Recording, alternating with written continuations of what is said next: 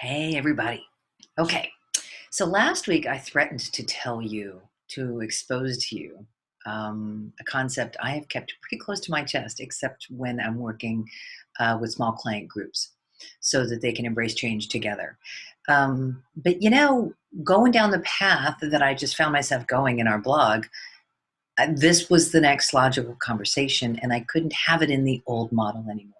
So, I want to talk to you guys about organizational development, be it from scratch or from review. so, um, most companies are built by department, kind of an organizational chart design, right? And you'll have operations, of course, would be the center, whatever your widget is, the area around your widget, the marketing of that widget, finance.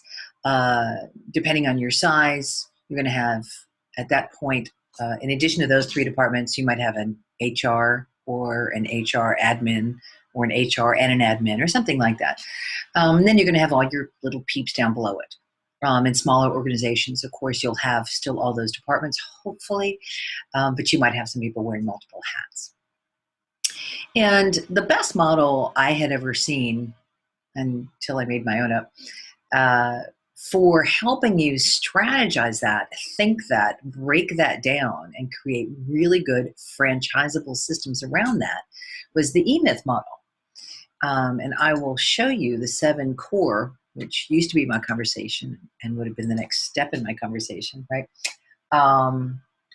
For the E-Myth model conversation. And that are these 7 areas of focus. And I want to talk about it for a minute because this is really smart, good stuff. But the problem is it sounded like a lot of work, and it sounded like irrelevant work is my best guess, having been a consumer of the E-Myth. And so nobody's doing the work. We don't go to the trouble to do this work. Now, primary aim and strategic objectives are just different phrases for vision and mission. And I know exactly why Mr. Gerber did that. He did that because nobody ever wants to do their vision and mission work. And he thought that this might be, if we could repackage it, right, then we could get you guys to do this stuff. And it still didn't work. And I actually don't even put this in the business development area. I put it in the leadership development area. This is for the person or the team at the top to decide, and then for the entire team to continue to have a conversation about. I have some great little systems for getting to the core of your belief system and your intentions for your business, but that's beside the point here. The point is that no matter what model you go with, when you don't determine and define and communicate your vision and your mission, your company's in for a long, difficult road. And I know if you're one of my clients, you are just like moaning right now because I say this a lot, but it is simply the truth. So 3 to 7 are then generally, right, those organizational areas, and what you're being asked to do is design an actual strategy, right, operational strategy, which just sounds kind of heavy and big. And I think probably for a lot of business owners, when they start out as small businesses, they think, oh, that's just so much more work than I need to do. And then we get busy doing, and then we don't ever build the structure, build the strategy. And then we're so far in, then we don't have any of the tools we need to communicate what our intentions are, how our intentions are, that we get it done. And then we get stuck 7 years down the road wondering why we're always chasing our tails, right? So I love this model. It's smart, and it doesn't work. It also doesn't work after the fact, which is more often than not when it has to be applied. And so one of the things that I like to do is suggest, I'm going to share something a little bit different here, is what I call the smart business building blocks. And that is this little booger here. And the reason I like to do this is because we all will naturally go ahead and build an organizational chart, even if we didn't do it formally, when we start a business, because we have to have an area dedicated to operations. We have to have somebody taking care of paying the employees, right? We have to, these areas automatically break out, and we hire people with skills in those areas when we break it out, because we don't want to have to go pay attention to them. We want to pay attention to us as the technician in the E-Myth model, doing what we do. And so, right, and then it gets all separated and diverse, and then everybody's just busy doing their own little thing. Finance is busy doing finance stuff. And then we create silos. And I think we can all agree, finally, that silo corporate organization does not work in the long run. And it's never any fun. It's just really antisocial and uncommunicative. And so it makes it really hard for people to get on the same page, to build enthusiasm. It makes it difficult for leaders to try and get the whole team on board with what he's trying to get accomplished. Now you're dragging things through mud. Things really start to fall apart. And we could talk about a million organizations who've done this right and wrong, but then we'd be here for really forever. This is already going to be the longest video I've ever done for our blog. So when we look at any business at any time of their development, most easily at the beginning, but at any time, I think that we can take this business building model and look at each department and say, okay, so finance, what do you do that helps with our solution, right? With the solution that we bring to the world. And you guys can begin to have a conversation that is more open and more available and helps the finance department begin to very easily learn what your intention is out in the world and how you plan to present yourself.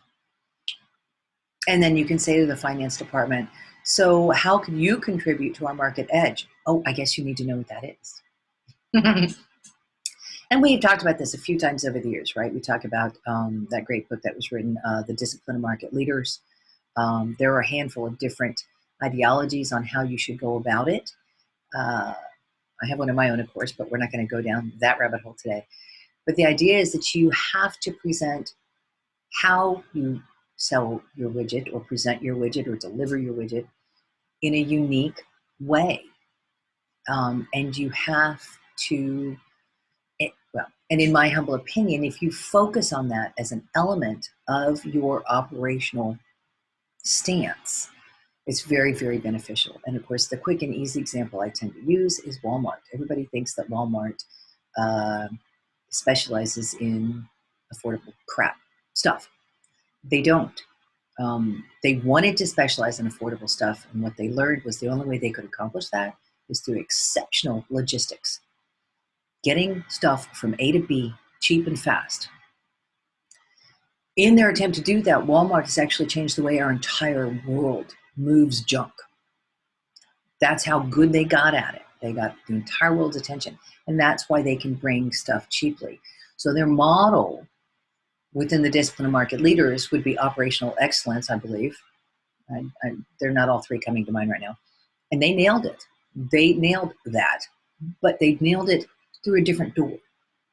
Okay, and then there's your attitude. In this day and age, especially when we have such a strong influence of our social lives, right, and our social outreach and our incoming social, just bombarding us, we have to recognize that our companies, that where we work and where we represent and what we own is a reflection of who we are. It's a reflection of our attitude and our personality and our style. And so we have to, in my humble opinion, really help our companies develop a personality and attitude of their own so that they can begin to stand on their own, so people can adopt a like or don't like approach much more quickly. That gets you faster to trust, faster to sale, right? If for instance, although I have strong beliefs in a higher power, I am not very religiously oriented. So when someone comes at me with a lot of Christian stuff, I tend to get a little apprehensive because I feel like that's going to be the primary conversation. And I don't want to be converted, right? And so I might get a little hesitant. Do I want to do business with this person? Because every time I walk in their door, am I going to have to hear about how I'm practicing my religion the wrong way? As an example, and I hope I didn't offend anyone. Then there's repetition, right? Every single department, you really want to ask, how is your repetition going in the areas that the work is slogging and boring and you do it every day or every week or every month? What are your systems in place? How solid are they that let you do the dumb work easy? And then tracking tools, right? How are you tracking your data? And this is, boy, so important, right? How do you learn what's working, what's not working? How do you learn what you want to improve, what you need to let go of? That's by tracking your data, tracking your results. And so, again, looking to that finance department. Hey, do you guys have metrics for how long it takes to do payroll? For how long it takes Betty to do payroll versus how long it takes Bill to do payroll, right? What are the things that you need to track that are relevant? Because a lot of it isn't. It depends. But you want to look at productivity. You want to look at output and results. And of course, in your marketing, you definitely want to look at productivity and results, right? But you really want to look at that in every area. And then depending on what your strategic projects are at the time, that was the word I was looking for, you're going to have different things you're going to want to pay attention to in your tracking. And it, for instance, if you were doing a big push on a new supplement you were carrying, you'd want to specifically track those because you would have trained your staff, on some scripting and blah, blah, blah, and put out marketing for that and yada, yada. And so you'd want to track that specifically, right? So sometimes you'll be tracking specific things, and then all the time there's stuff you want to be paying attention to so that you can check in on it. So through the lens of these business building smart blocks, I believe that you can then look at every department you have, no matter what stage of your business development you are in, no matter what level of growth you are in, and you can do your quarterly and your annual check-ins to say, hey, how is your department holding up in these areas? Where do you need shoring up, and how can I help develop that? How can I help? Okay, that's all I got for you guys today. This was a long one, so I'm not going to add a written. I hope I've made some sense, and I hope I've opened you up to a new way of looking at and thinking about your business. You are amazing just the way you are. All you need is a little bit more knowledge. So thanks for continuing to show up and appreciate my stuff, and we'll see you next week. Okay, bye-bye. Oh, how do I turn this off?